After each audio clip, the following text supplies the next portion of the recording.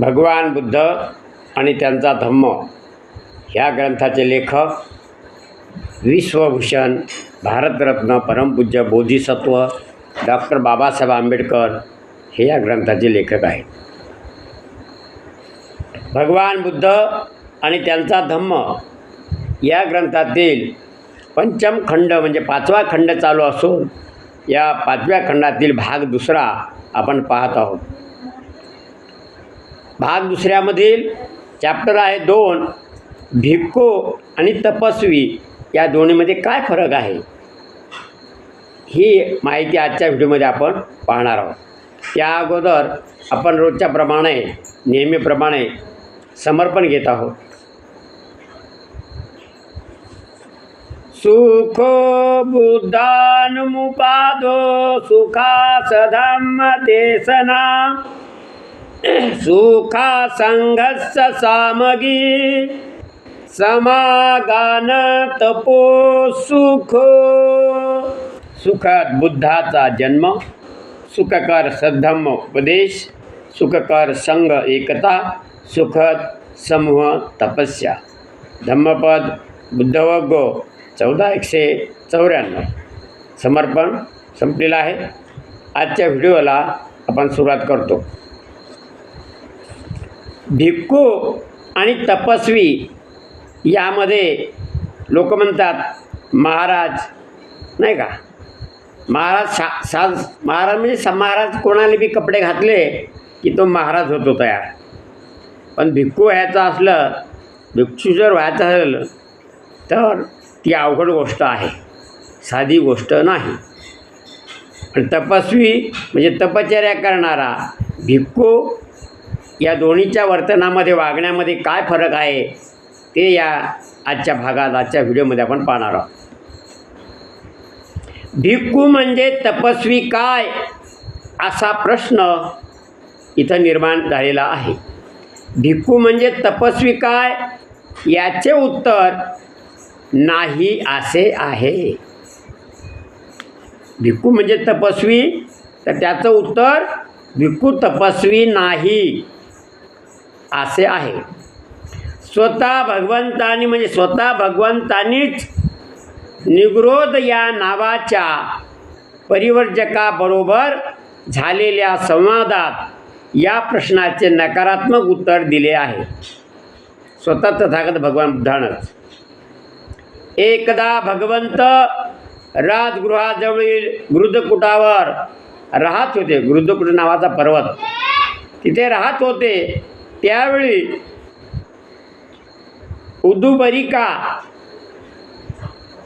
उंदुबरिका राणीच्या उद्यानामध्ये राहणाऱ्या पुष्कळ परिवर्जकामध्ये निग्रोध नावाचा एक परिवर्जक होता. निग्रोध, त्याचं नाव निग्रोध. त्या सुमारास भगवंत गृद्धकुटावरून म्हणजे गृद्धकुट पर्वतावरून उतरून सुमगंधा नदीच्या काठावर ज्या ठिकाणी मोरांना दाणे घालीत तेथे मोकळ्या हवेत एरझारा करीत होते तथागत भगवान बुद्ध. त्यावेळी निग्रोधाने भगवंतांना एरझारा घालताना पाहिले. तेव्हा तो आपल्या परिवर्जक अनुयायांना म्हणाला. काय म्हणाला? कृपा करून शांत रहा. श्रमण गौतम सुमगंधेच्या तीरावर आहे. हे त्यांना शांतिप्रिय आहे, शांतिदूत म्हटलेलं आहे. अखिल विश्वाला शांतीचा संदेश देणारे महाकारुणिक तथागत भगवान बुद्ध एरी तेरी म्हटलेलं नाही. त्यांच्या सांगण्यावरून सर्व ते परिवर्जक म्हणजे ते संन्यासी मंडळी स्तब्ध राहिले. तथागत बुद्धाला त्याचा त्रास होऊ नये म्हणून. नंतर भगवंत परिवर्जक निग्रोधाजवळ गेले. निग्रोध त्यास म्हणाला, भगवंत या, मी आपले स्वागत करतो. निग्रोधाने तथागत भगवान बुद्धाचे स्वागत केले. म्हणाला, आपण येथे आगमन करण्याचा निश्चय करण्यापूर्वी पुष्कळच विचार केला असावा. म्हणजे तुम्ही विनाकारण आलेले नसून काहीतरी तुमच्या मनामध्ये विचार असला पाहिजेत.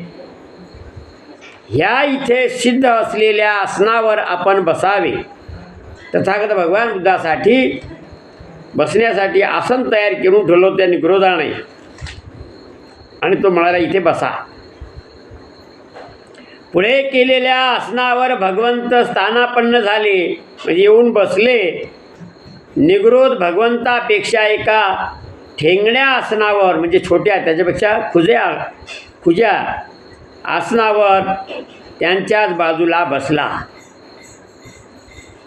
नंतर निग्रोध भगवंतांना म्हणाला, श्रमण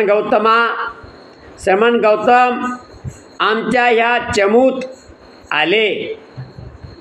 श्रमण गौतम आमच्या या चमूत आले आहेत, म्हणजे आमच्या भागामध्ये आलेले आहेत, आमच्या मंडळामध्ये आलेले आहेत. म्हणून मी त्यास एक प्रश्न विचारतो. तथागत बुद्धाला एक प्रश्न विचारतो, भगवंताचा धर्म काय? त्यानं प्रश्न काय विचारला? भगवंताचा धर्म काय, असा प्रश्न त्या निग्रोधाने तथागत भगवान बुद्धाला विचारला. आपल्या शिष्यांना ते काय धर्मविनय शिकवतात? दुसरा प्रश्न, तुम्ही तुमच्या शिष्यांना कोणता धर्म शिकवता? धर्मविनय म्हणजे धर्माचे नियम नीती काय शिकवतात? असे दोन प्रश्न त्याने विचारले.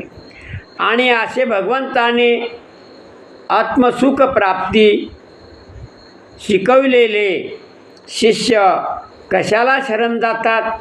तिसरा प्रश्न विचारला. आणि चौथा प्रश्न, त्यांच्या सदाचरणाची मुख्य तत्वे कोणती?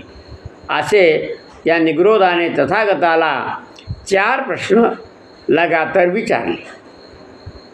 मग तथागत त्या निग्रोधाला उत्तर देतात, हे निग्रोध, ज्यांचा दृष्टिकोन, निष्ठा आणि श्रद्धा भिन्न आहे. हे निग्रोधा, ज्याचा दृष्टिकोन, जे पाहण्याचा दृष्टिकोन, त्याची निष्ठा आणि श्रद्धा भिन्न आहेत, वेगवेगळ्या आहेत. त्या आपल्या शिष्यांना आत्मसुखप्राप्तीसाठी मी काय शिकवितो याचे अप्रतिम शरण्य काय आणि त्यांची सदाचरणाची मुख्य तत्वे कोणती, हे विना अभ्यास, विना शिक्षण समजणे कठीण आहे. कारण तथागत म्हणतात, या प्रश्नाची उत्तरं घेण्यासाठी, समजून घेण्यासाठी प्रॅक्टिकल करावं लागेल. म्हणजे तसं सांगतायत नाही, त्याचं कसं आहे, प्रॅक्टिकली करून दाखवा लागते, करावं लागतं, नुसतं सांगून चालत नाही. असं तथागतानं त्याच्या प्रश्नाला तथागतानं प्रश्न करून त्याला सांगितलं. परंतु हे निग्रोध, तू आपल्या स्वतःच्या सिद्धांताविषयी आणि खडतर जीवन निष्ठेविषयी मला प्रश्न विचार. आत्मपीडेपासून काय साधते आणि काय साधत नाही याविषयी मला प्रश्न कर. असं भगवान बुद्धानं परत त्याला प्रश्न केले. तुला प्रश्न विचारायचे तर अशा प्रकारचे प्रश्न विचार. ते जे तू पहिले प्रश्न विचारले ते प्रॅक्टिकल केल्याशिवाय समजणार नाही तुला. यावर निग्रोध भगवंतांना म्हणाला,